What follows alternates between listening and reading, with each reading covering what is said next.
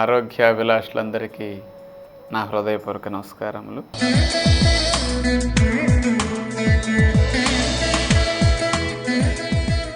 ఈరోజు మనం జ్వరములో తింటే ఏమవుతుందో తెలుసుకోబోతున్నాం. వెనకటి రోజుల్లో జ్వరం వచ్చినప్పుడు ఏమీ తినకుండా పడుకునేవారు. మన పూర్వీకులు అనేవారు, మాకేదన్నా తేడా వచ్చినా జ్వరం వచ్చినా మేమేమీ తినం, నీళ్లు తాగి ముసుగుదని పడుకుంటాం, ఏమొచ్చినా అదే పోతుంది అనేవారు. నిజంగా 2 రోజులు అట్లా పడుకుంటే 3 రోజులు జ్వరం ఆటోమేటిక్గా తగ్గిపోతుంది. ఈ రోజుల్లో అలా ఏమీ తినకుండా కంప్లీట్గా పడుకోవటానికి కుదరదు. ఏమీ తినకుండా ఉంటే డాక్టర్స్ ఏమంటారు, మందులు వేసుకోకపోతే రోగాలు ఎట్లా తగ్గుతాయి అంటారు. మరి ఖాళీగా పడుకుంటే ఎట్లా తగ్గుతుందనే అనుమానం అందరికీ ఉంటుంది. జ్వరం వస్తే మందు వేస్తేనే తగ్గుతుంది అనుకుంటాం. మరి సరే, మనకంటే జ్వరం వస్తే మందులు వేసుకోవాలనే జ్ఞానం ఉంది, సదుపాయం ఉంది కాబట్టి మనం వేసుకుంటాం. మరి నేచర్లో అన్ని ప్రాణులకి జ్వరాలు వస్తుంటాయి కదండి. జీవితంలో ఏదో 10 సంవత్సరాలు బ్రతికితే 2 సార్లన్నా 3 సార్లన్నా జ్వరం వస్తుంది కదా, లేకపోతే ఒకసారన్నా వస్తుంది కదండి. ఎప్పటికప్పుడు వస్తుంది ప్రతి ప్రాణికి. కానీ ఏ ప్రాణి జ్వరం వచ్చినప్పుడు ఆహారం తినవు, అస్సలు ముట్టుకోవండి. ఎందుకు ముట్టుకో? శరీరం తినకుండా లక్షణాలు పెట్టేస్తుంది, అందుకు ముట్టుకో. ఎవరు చెప్పారంటే శరీరమే చెప్పింది తినొద్దని. మరి శరీరం చెప్పినట్టు వినటం తప్పు అవుతుందా, శరీరం చెప్పేదాన్ని వ్యతిరేకించడం తప్పు అవుతుందా? మీరు ఒక్కసారి ఆలోచించండి. ప్రతి ప్రాణికి ఎలాంటి లక్షణాలు వస్తాయి, మనకు అలాంటి లక్షణాలు వస్తాయి. ఏమిటి జ్వరం వచ్చినప్పుడు వచ్చే లక్షణాలు? నాలుక మీద పాచి మందంగా పట్టేస్తుంది, రుచి తెలియకుండా. కోటింగ్ వచ్చేసరికి టేస్ట్ బడ్స్కి అంగుటికి తగలటం అనుకు ఉండదు, ఇక నాలుక మీద పాచి ఒక పొరలాగా కట్టేస్తుంది అన్నమాట. నోరు చేదుగా అయిపోతుంది, మీకు తినాలనే వాంఛ లేకుండా చేదు వచ్చేస్తుంది. ఒకవేళ మీరు తింటే ఆహారం అరగదు అని చెప్పడానికి లాలాజలం ఊరకుండా చేసేస్తుంది. లాలాజలం లేకపోతే డ్రైగా అయిపోతుంది అంతంతా. ఈ లక్షణాలు 3 నోట్లో వస్తాయి. ఎప్పుడన్నా వచ్చాయా? రాలేదండి. ఏ జంతువుకైనా ఈ లక్షణాలు వస్తాయి. పొట్టకి ఆకలి ఉండదు, పొట్ట ముడుచుకుపోయి ఉంటుంది. తినాలనే కోరిక మనసులో కలగదు. ముక్కుకు వాసన వచ్చినా అంత బాగోలేనట్టనే లక్షణాలు వస్తాయి. ఎలాంటి పదార్థాన్ని కంటితో చూసినా మనకు వాంఛ కలగదు, వాసన పీల్చినా కలగదు. ఈ లక్షణాలను ఎందుకు పెట్టింది మన శరీరం? నువ్వు రోజు తిన్నావు, నేను అరిగించాను, శక్తినిచ్చాను, పని చేసుకున్నావు, బాగానే ఉంది. నాకు ఇప్పుడు బాగోలేదయ్యా, క్రిములు పరాయిగా వచ్చేసి లోపల దాడి చేస్తున్నాయి, ఇన్ఫెక్షన్ కలిగింది, అందుకని నేను ఆ క్రిములను చంపి శరీరాన్ని రక్షించుకోవాలంటే నాకు కాస్త వేరే పని పెట్టకుండా నన్ను ఈ పని చేసుకొని ఇవయ్యా అని అడుగుతుంది శరీరం. అంటే వేరే పని పెట్టకుండా అంటే మరి జ్వరం వచ్చినప్పుడు క్రిములు ఏవో దాడి చేసి కదా ఇన్ఫెక్షన్ వచ్చింది, ఆ క్రిములు చంపే పని చేయాలి.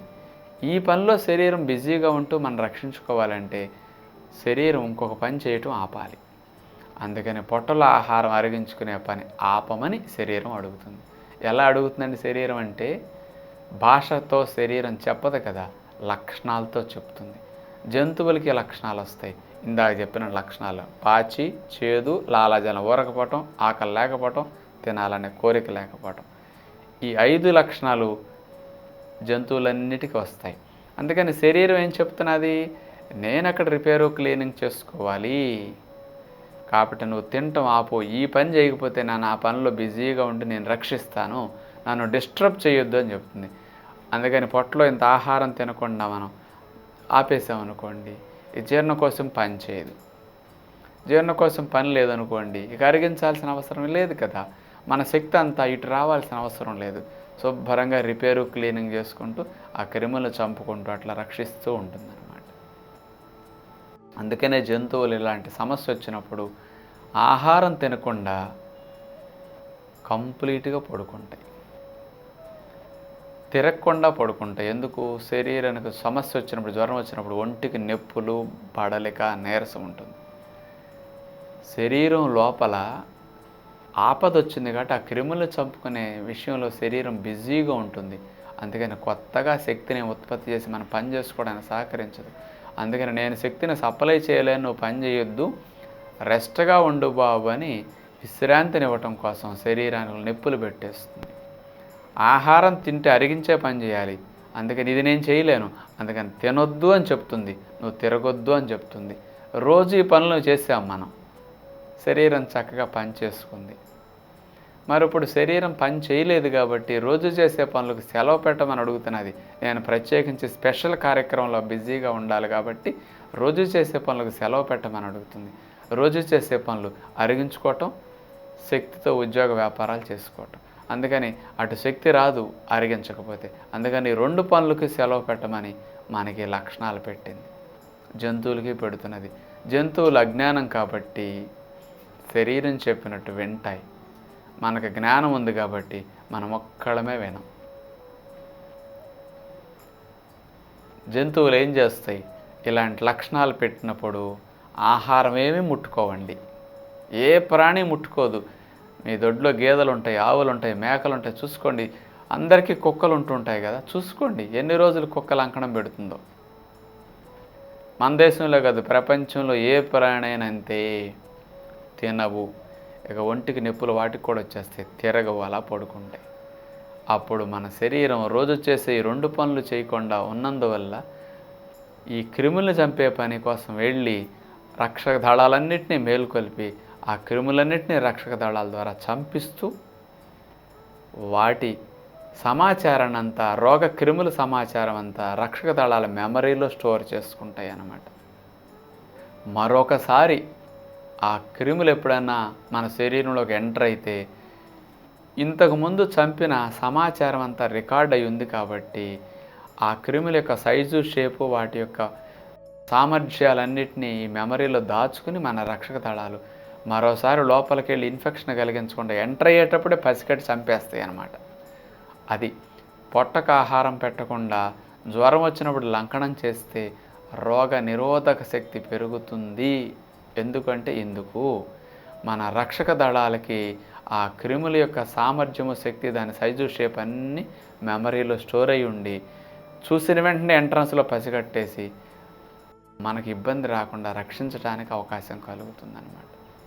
అందుకని జ్వరం వచ్చినప్పుడు ఆహారం తినకుండా శరీరం కోరుకున్నట్టు రెస్ట్ ఇవ్వటం అనేది చాలా మంచిది.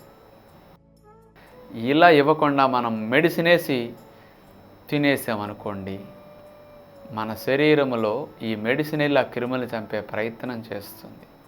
ఇన్ఫెక్షన్ తగ్గుతుంది, నిజంగా జ్వరము తగ్గుతుందండి. మన రక్షక దళాలు ఏం చేస్తాయో తెలుసా? మీరు మందులేసి క్రిములు చంపుకుంటున్నారు కదా, మరి నాతో పనేంట్లని రక్షక దళాలన్నీ పడుకుంటాయి అన్నమాట. అందుకని రక్షక దళాలు పడుకుంటే మరి ఈ మెడిసిన్ చంపేసింది క్రిముల్ని, రోగం తగ్గింది.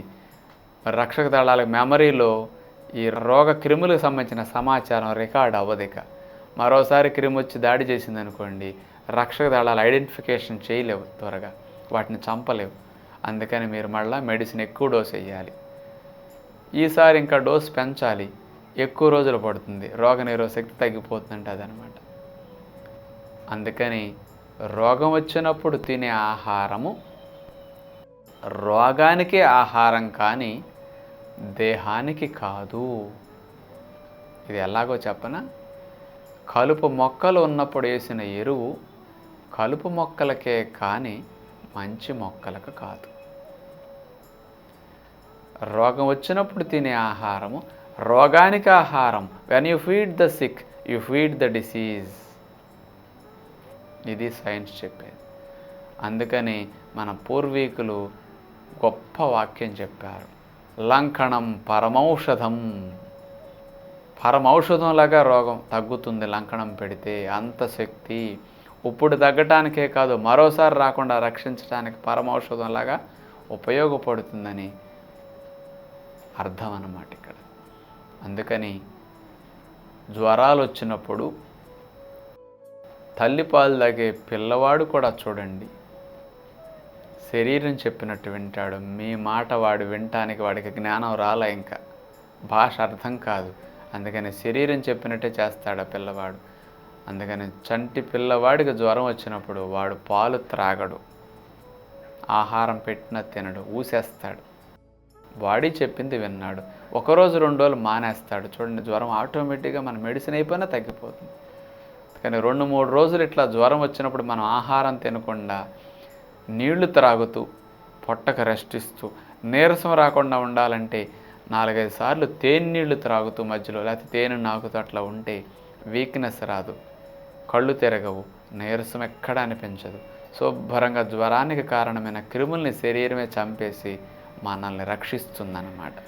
అందుకని లంకణం పరమౌషధంలాగా రక్షించాలంటే పొట్ట మార్చాలి. 2-3 రోజులు పొట్ట మార్చి రెస్ట్ ఇవ్వండి.